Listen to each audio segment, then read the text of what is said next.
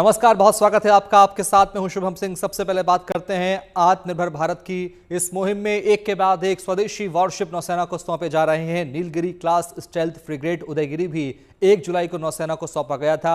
31 जुलाई को project 17A के तहत बना स्टील्थ फ्रिगेट हिमगिरी नौसेना को सौंपा गया। अब इनके नौसेना में शामिल होने की तारीख भी आ गई है। 26 अगस्त को विशाखापट्टनम में एक दिन में दोनों गाइडेड मिसाइल स्टेल्थ फ्रिगेट नौसेना में आधिकारिक तौर पर शामिल कर लिए जाएंगे।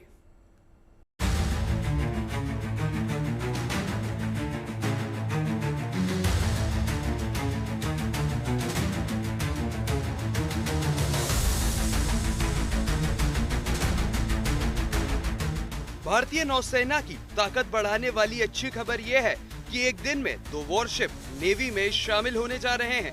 एक है उदयगिरी तो दूसरा है हिमगिरी। प्रोजेक्ट 17A के इन दोनों वॉरशिप हिमगिरी और उदयगिरी की खासियत यह है कि ये एंटी सरफेस और एंटी शिप वॉरफेयर के लिए ब्रह्मोस से लैस है, एंटी एयर वॉरफेयर के लिए एयर डिफेंस गन से लैस है, Barak 8 long range surface to air missile से लैस है, एंटी सबमरीन वॉरफेयर के लिए वरुणास्त्र और एंटी सबमरीन रॉकेट लॉन्चर से लैस है। यह frigate sonar, combat management system और मल्टी फंक्शन डिजिटल रडार से लैस है, जो लंबी दूरी से आने वाले अटैक को डिटेक्ट, ट्रैक और इंटरसेप्ट कर सकता है। इस फ्रिगेट में 2 हेलीकॉप्टर भी आसानी से लैंड कर सकते हैं। उन्हें रखने के लिए इसमें हैंगर भी मौजूद है। इस प्रोजेक्ट 17A के तहत बनाए जा रहे सभी 7 फ्रिगेट में 75% उपकरण स्वदेशी कंपनियों से लिए गए हैं। इसका डिजाइन भी स्वदेशी है और इसका स्टील भी स्वदेशी है। इसका design navy worship design bureau ने तैयार किया है। 6700 टन वजनी यह फ्रिगेट 30 नॉटिकल मील प्रति घंटे की रफ्तार से चल सकता है।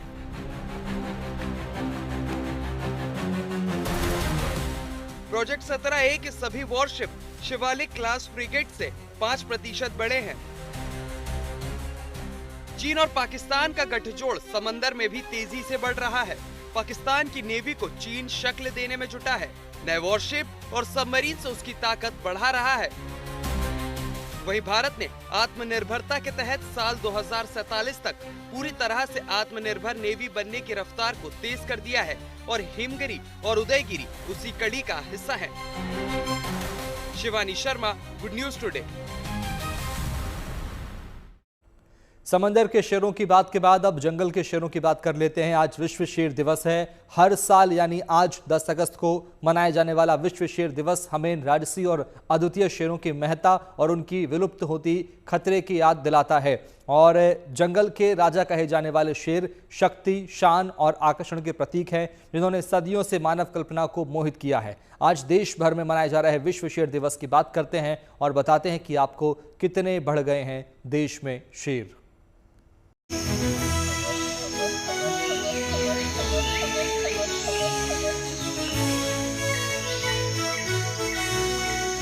आज देश भर में विश्व शेर दिवस मनाया जा रहा है। गुजरात के जूनागढ़ से लेकर अमरेली में शेरों के संरक्षण और सुरक्षा के बारे में जागरूकता बढ़ाने के लिए शेरों का दिन मनाया गया। तस्वीरें अमरेली की हैं, जो गिर के शेरों का घर माना जाता है, जहां शेरों का दबदबा है। इसलिए पूरे अमरेली जिले में प्रकृति प्रेमी लोगों ने वन विभाग के साथ मिलकर शेरों के मुखौटे पहनकर विश्व शेर दिवस मनाया।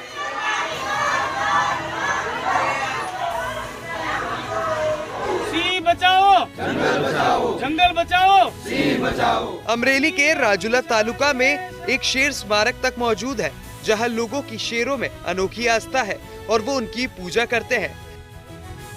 हर साल विश्व शेर दिवस पर इस शेर स्मारक पर आयोजन होता है।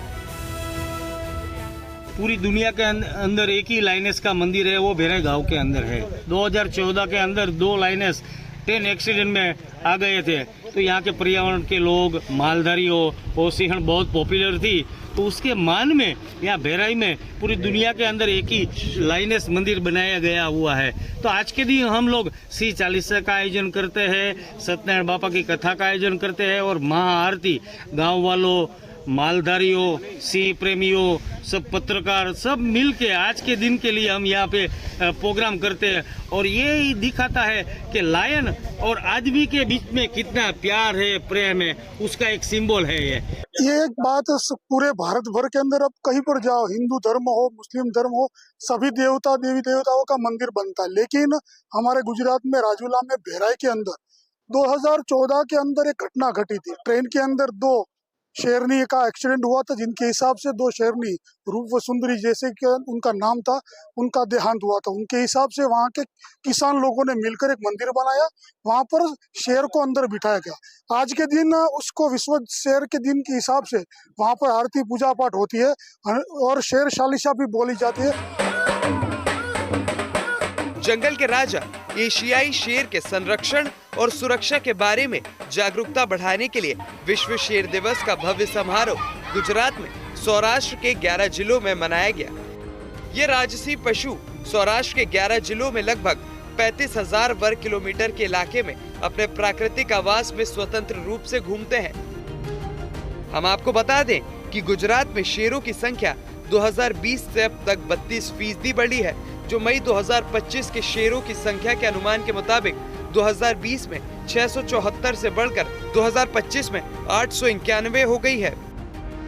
गुजरात में एशियाई शेर अद्वितीय पारिस्थितिक और सांस्कृतिक धरोहर है, जो केवल सौराष्ट्र के इलाकों में पाया जाता है। प्रोजेक्ट लायन के तहत वन मंत्रालय और गुजरात सरकार के निरंतर प्रयासों से इस राजसी और प्रतिष्ठित प्रजाति के अस्तित्व और विकास को सुनिश्चित करने में महत्वपूर्ण प्रगति की गई है। जूनागढ़ से भार्गवी जोशी और अमरेली से फरूक कादरी के साथ bureau report, good news today. Uttar Pradesh के बरेली में महिला सुरक्षा शक्तिकरण की दिशा में पुलिस ने पहल की है। यहां वीरांगना यूनिट का गठन किया गया है। बरेली की बेटियां अब खाकी के रूप में ननचुक और लाठी के साथ नजर आएंगी और मुख्यमंत्री योगी आदित्यनाथ ने यहां महिला वीरांगना यूनिट का शुभारंभ किया। ये खास यूनिट बरेली पुलिस की महिला एसओजी कमांडो टीम है, जो अब सीधे सड़कों पर उतरेगी। यहां नई टीम का गठन हो चुका है। उस टीम के माध्यम से संवेदनशील इलाकों में अभियान भी चलाया जाएगा, जागरूकता को बढ़ावा दिया जाएगा और इस यूनिट में शामिल 8 महिला कांस्टेबल्स मार्शल आर्ट की कई तकनीकों में ट्रेंड हैं और इस यूनिट का मकसद सिर्फ अपराधियों की नकेल कसना नहीं, बल्कि महिलाओं में आत्मविश्वास जगाना है और उन्हें भरोसा देना है कि वो अब अकेली नहीं हैं। समाज में एक बेहतर और अच्छा मैसेज भी जाएगा। महिला अपराध पर भी लगाम लगेगी। एसपी सर के निर्देशन में बरेली पुलिस की महिला एसओजी वीरांगना यूनिट का गठन किया गया है। इसमें वर्तमान में 8 महिला कांस्टेबल तैनात हैं।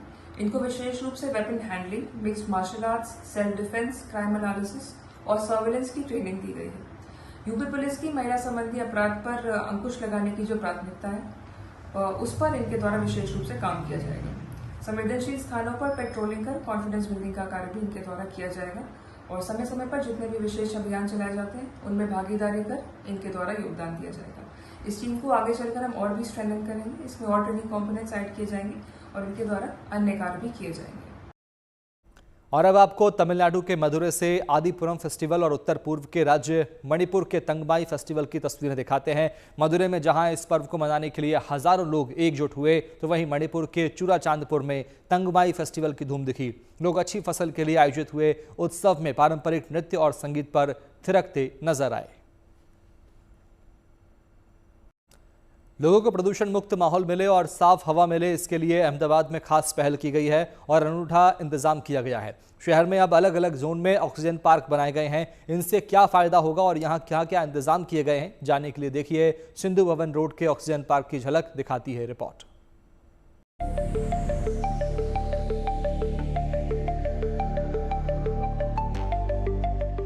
चारों तरफ हरियाली ही हरियाली, रंग बिरंगे फूल और शोर शराबे से दूर बेहद शांत और सुकून भरा माहौल।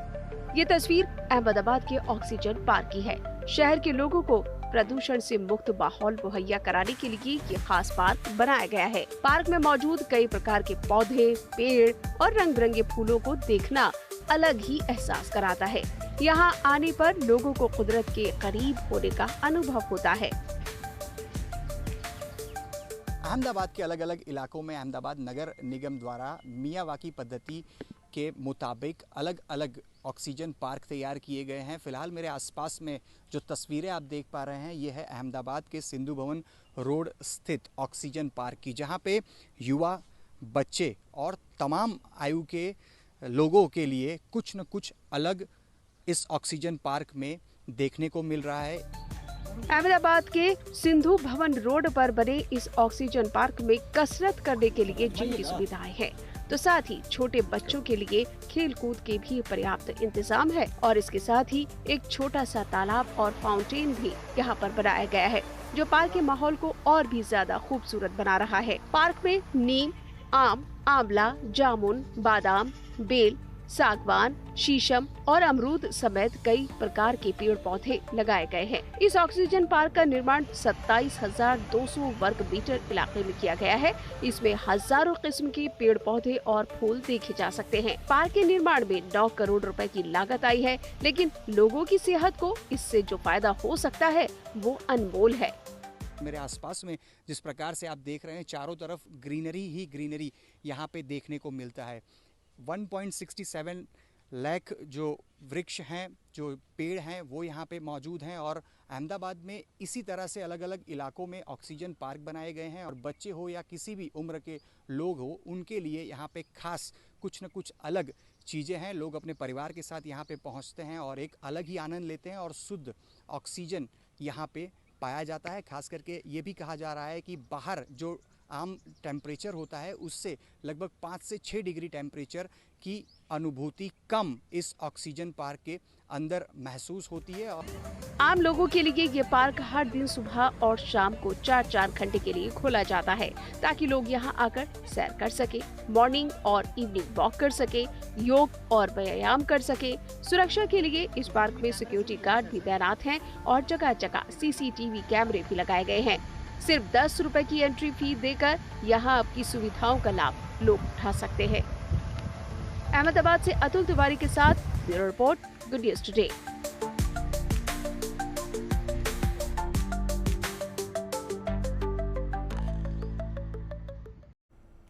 सैर सपाटे के लिए फ्रांस जाने वालों के लिए गुड न्यूज़ है। अब लोगों को फ्रांस में पेरिस के अलावा एक और जगह पर एफिल टावर का दीदार हो सकेगा। ये नया एफिल टावर कई मायनों में पुराने एफिल टावर से अलग होगा। देखिए कैसे इस रिपोर्ट में।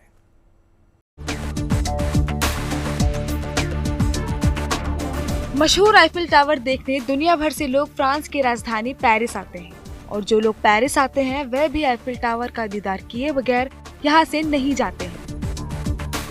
लेकिन अब फ्रांस आने वालों को इस पीले भूरे रंग की इमारत जैसी एक और इमारत देखने का मौका मिल सकता है, जिसका रंग भूरा नहीं बल्कि लाल होगा। असल में पूर्वी फ्रांस के अल्सास रीजन में एक नए आईफिल टावर का निर्माण किया जा रहा है, जो उस आईफिल टावर जैसा ही दिख सकता है जिसके निर्माण की कल्पना नामी आर्किटेक्ट गस्टेव ने की थी। 77 साल के जियों क्लॉद फेसलर अपने 22 साल के पोते किलियन एंटीनेट के साथ मिलकर 8 साल से ये नया आईफिल टावर बनाने के काम में जुटे हुए हैं। इनका मकसद 1889 में बने आईफिल टावर के ओरिजिनल डिजाइन की रेप्लिका तैयार करना है, जिसकी कल्पना पहले ही की गई थी और मूल रूप से अलग डिजाइन बनाया गया था। Pour moi, c'est formidable, hein? Surtout qu'il est venu à 14 ans, donc en apprentissage, et que je l'ai pris sous mon aile, et puis là, il apprend des choses qu'il n'apprendra pas forcément ailleurs, quoi. Et en plus, je suis fier de mon petit-fils, hein? Comme on a quand même...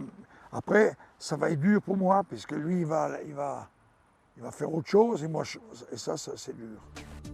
इस नए Eiffel tower का निर्माण लाल रंग के steel segments को जोड़कर किया जा रहा है। बनकर तैयार होने पर नए आईफिल टावर की ऊंचाई करीब 30 मीटर होगी, जबकि पुराना आईफिल टावर 330 मीटर ऊंचा है। सवाल उठता है कि आईफिल टावर मौजूद है ही तो नए सिरे से इसके जैसा टावर बनाने की जरूरत क्यों पड़ी? तो इसके पीछे कहानी ये है कि पुराने आईफिल टावर के निर्माण के प्लान से जुड़े कुछ कागजात और नक्शे जियों क्लॉद फेसलर के हाथ लगे थे। इसके बाद उनके मन में ख्याल आया कि क्या ऐसी एक और इमारत बनाई जा सकती है जो इसके मूल डिजाइन से बिल्कुल मेल खाती हो, और फिर वे इस काम में इस कदर जुट गए कि उन पर इसे पूरा करने की धुन सवार हो गई। क्योंकि पहले जिस तरह से आईफिल टावर का डिजाइन तय किया गया था उस तरह से वह बनकर तैयार नहीं हुआ था।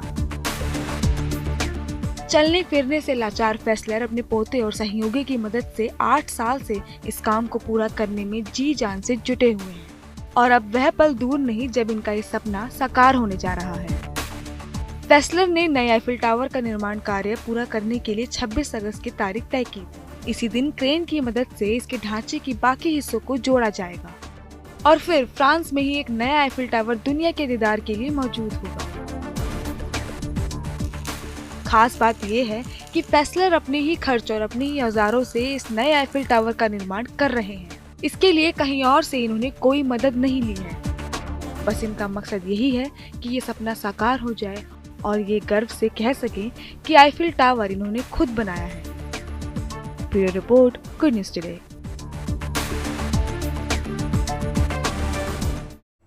और अब बात फूलों की करते हैं। भारत में सावन खत्म हुआ है और बारिश का मौसम तो चल ही रहा है, लेकिन 7 समंदर पार दूर देश कोलंबिया फूलों से गुलजार है। यहाँ सालाना फ्लावर फेस्टिवल की तैयारी भी हो गई है। देखिए रिपोर्ट।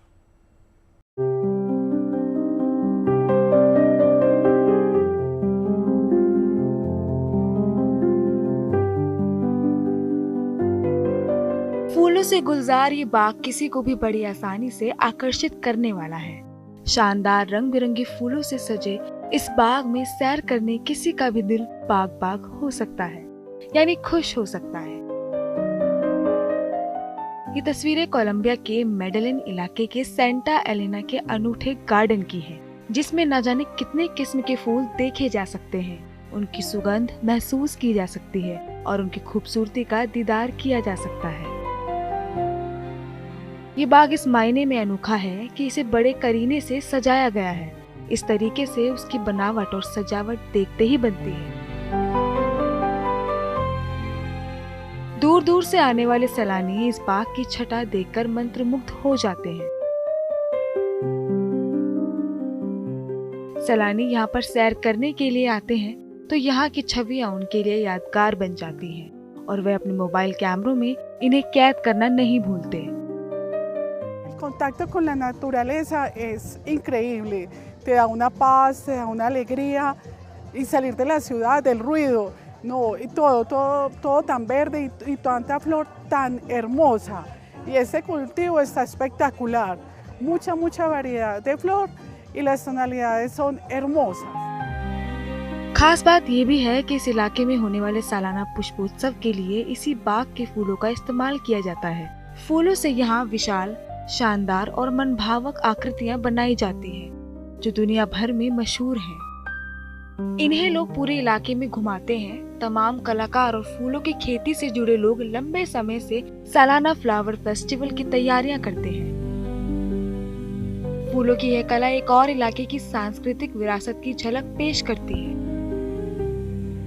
तो साथ ही साथ लोगों के रोजगार का बड़ा जरिया भी है। लिहाजा फूलों की कलाकारी यहाँ घर घर में लोगों के जीवन का हिस्सा बन चुकी है। उम्मीद जताई जा रही है कि यह परंपरा भविष्य में और भी परवान चढ़ेगी। Bureau report, good news today.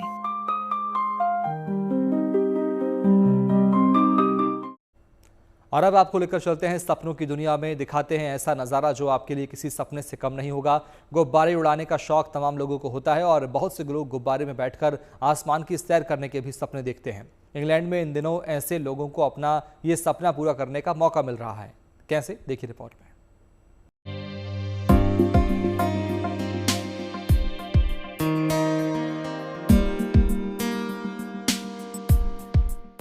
England के ब्रिस्टल में गुब्बारों का शानदार मेला लगा हुआ है। आसमान में एक से बढ़कर एक रंग बिरंगे गुब्बारे शानदार समा बांध रहे हैं।